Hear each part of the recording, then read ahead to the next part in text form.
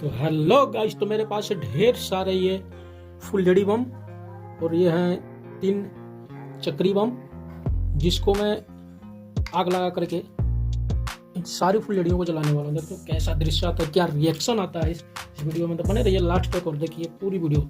हाँ भाई, माचिस लगाने से पहले वीडियो को लाइक कर दो और चैनल को सब्सक्राइब कर दो भाई, जब भी लगाऊंगा माचिस में। हाँ भाई, कर दिया, सही है। कमेंट भी कर दो कमेंट बॉक्स में जा करके कि अगला वीडियो किस चीज़ पर बनाएं।